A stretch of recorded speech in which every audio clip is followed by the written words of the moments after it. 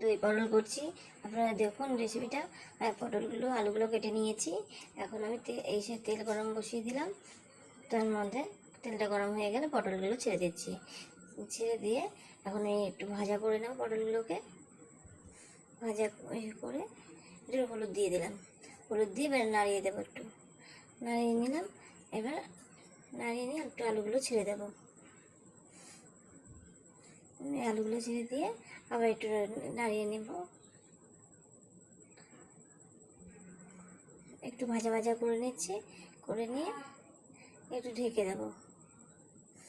ঢেকে দেওয়ার পরে আবার একটু ভাজা ভাজা হয়ে এসছে, একটু নাড়িয়ে নেব।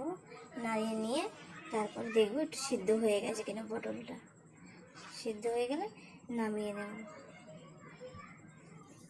এখন আমি পটলগুলো নামিয়ে নেব। পটল আলুটা নামিয়ে তেলটার মধ্যে জিরা আর এলাচ আর লবঙ্গ দিয়ে আর জিরা ফোড়ন দিয়ে মশলাটাকে দিয়ে দেবো। এর মধ্যে দিলাম আদা, রসুন, লঙ্কার গুঁড়ি,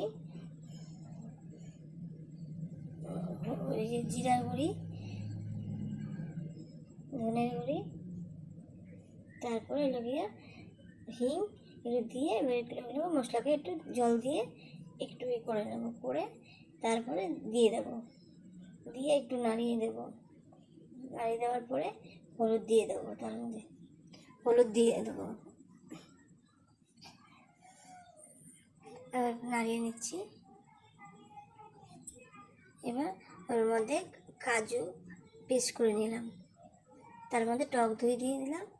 টক দই দিয়ে একটু সেটা কাজুটার মধ্যে একটু নাড়িয়ে নিচ্ছি। নাড়িয়ে নিয়ে এটা দিয়ে দেবো। ওখানে হিটটা এখন কমিয়ে দেবো, মানে হালকা মানে অল্প হিটে করবো, বেশি হাই হিটে করবো না, নাহলে পুড়ে যাবে। এই করে তার মধ্যে পটল আলুটা দিয়ে দেবো। এখন পটল আলুটা দিয়ে আবার কিছুক্ষণ একটু কষিয়ে নেব।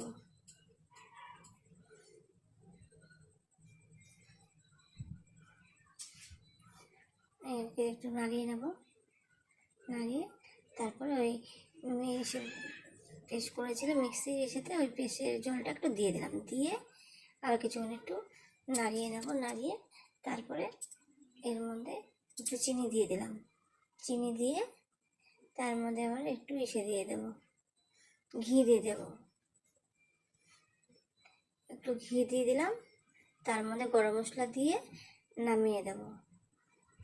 আমার রেসিপিটা রেডি হয়ে যাবে, পটলের রেসিপিটা। তার মধ্যে টক দই দিয়ে সার্ভ করে নেব।